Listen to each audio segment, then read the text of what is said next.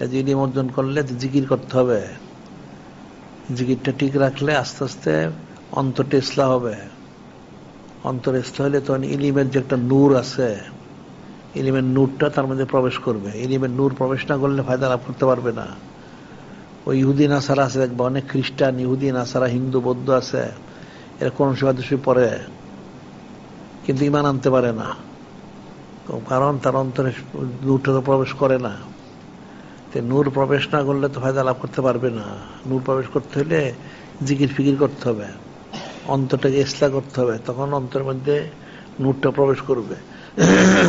নূর প্রবেশ করলে তখন সে আস্তে আস্তে উলিয়াল্লা হয়ে যাবে। সুবহানাল্লাহ। এটাকে বলে সরে সুদূর, বলে সরে সুদূর, এলমে তাসওয়ুফ বলে সরে সুদূর। তো নূরে মুজাসসাম হাবিবুল্লাহ হুজুর পাক সাল্লাল্লাহু আলাইহি ওয়াসাল্লাম বললেন মানুষের সরে সুদূর হয়। তো সাহাবায়ে কিরাম রাদিয়াল্লাহু আনহুম যে সরে সুদূর কি ইয়া রাসূলুল্লাহ, হাবিব আল্লাহ সাল্লাল্লাহু আলাইহি ওয়াসাল্লাম, যে একটা মানুষের কলবের মধ্যে নূর প্রবেশ করে, হেদায়েতের নূর, এটা হলো সরে সুদূর। তখন সাহাবায়ে কিরাম রাদিয়াল্লাহু আনহুম জিজ্ঞাসা করলেন, জানতেন ইয়া রাসূলুল্লাহ, হাবিব আল্লাহ সাল্লাল্লাহু আলাইহি ওয়াসাল্লাম, এটার নূর কিভাবে প্রবেশ করে, কি আলামত, লক্ষণ কি, তাসিরটা কি? নূরে মুজাসসাম হাবিবুল্লাহ হুজুর পাক সাল্লাল্লাহু আলাইহি ওয়াসাল্লাম নিশ্চয় করলেন, নূর প্রবেশ করলে লক্ষণ হচ্ছে যার অন্তরে সেই নূরটা প্রবেশ করে তার অন্তর সরে সুদূর হবে, সে দুনিয়ার থেকে বিরাগ হয়ে যাবে। সে যিনি খলিক, যিনি মালিক, রওয়াল্লাহ, যিনি নূরে মুজাসসাম হাবিবুল্লাহ হুজুর পাক সাল্লাল্লাহু আলাইহি ওয়াসাল্লাম দিকে সে রুজু হয়ে যাবে। সুবহানাল্লাহ। এটা হলো লক্ষণ, হলো তার অন্তরে নূর প্রবেশ করছে।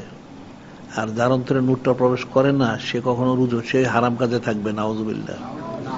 যার অন্তরে নূরটা প্রবেশ করবে সে তখন নেক কাজে মশগুল হবে, হারাম থেকে বেঁচে থাকার চেষ্টা করবে। এই নূর প্রবেশ না করলে হবে না। নূর প্রবেশ করতে হলে জিকির ফিকির করতে হবে। এটা এক প্রকার ফয়েজ। ফয়েজ হাসিল করতে হলে, নূর হাসিল করতে হলে জিকির আজকার বেশি করতে হবে। আর মাদ্রাসায় পড়ার উদ্দেশ্য খালি মাদ্রাসায় পড়ার জন্য পড়া না, মাদ্রাসায় পড়তে হবে আল্লাহ আল্লাহ হওয়ার জন্য, আল্লাহ আল্লাহ হওয়ার জন্য। তখন ফায়দা লাভ করবে, অন্যথায় ফায়দা লাভ করতে পারবেন না।